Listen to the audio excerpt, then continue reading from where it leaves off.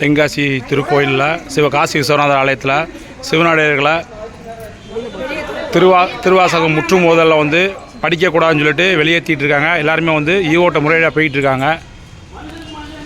இங்கே யாருமே வந்து படிக்கக்கூடாது, இத்தனை 27 வருஷமாக படிச்சுட்டு இருந்தக்கூடிய திருக்கூட்டத்தை படிக்கக்கூடாதுன்னு சொல்லி மலையோட வெளியேற்றி கொண்டிருக்கிறார்கள். ஆட்கள் வெளியே வருது வாங்க.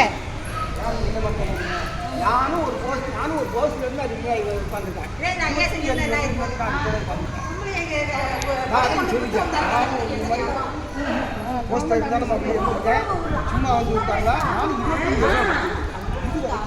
எத்தனையோ ஈவோ வந்துட்டாங்க, எத்தனையோ பேர் நாங்கள் பார்த்துருக்கோம். பெரிய பெரிய ஆட்கள்லாம் வந்துருக்காங்க.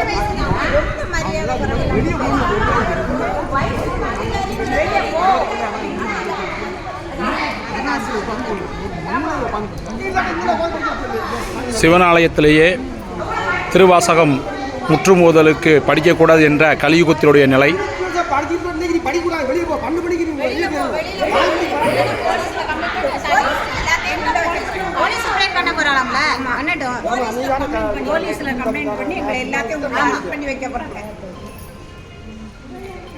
இவ்வளவுக்கும் நீங்க அனுமதி வாங்கி தானே படிக்கிறீங்க?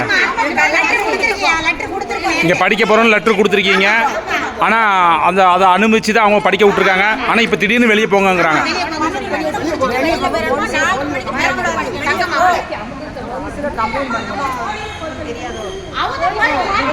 அந்த ஈஓ அம்மா வந்து இங்க ஏதாவது பேசுனாங்களா?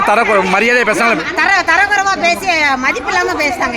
ஐயா ஒரு குருவா இருக்கும் ஐயா, வயசுக்காவது மரியாதை கொடுக்காண்டம்மா. ஒரு 75 வயசு மனுஷன் ஒரு குருவா இருந்து எங்களுக்கு நடக்குது.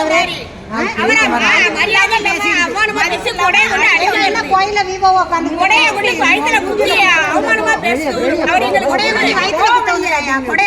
குத்த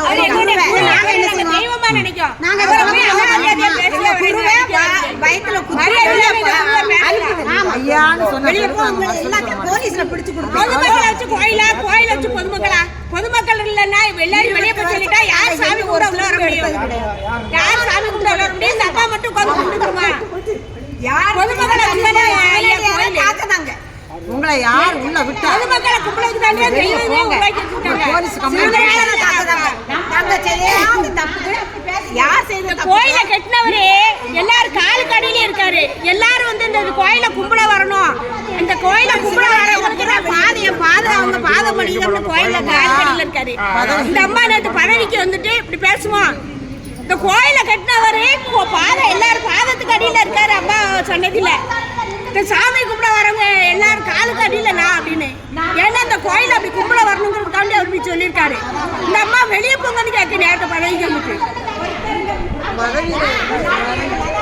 இந்த அம்மாக்கு அப்படி என்ன கலெக்டர் பதவி எனக்கு தெரியல. நேற்று லெட்டர் கொடுத்துட்டு தான் படிக்கிறோம். நாங்க எங்கனாலும் போக ரெடியா, எங்களை வெளியே போய் சொல்ல பார்ப்போம். பராக்கிரம மன்னியர் எல்லாரும் கால் கடியில் இருக்காரு.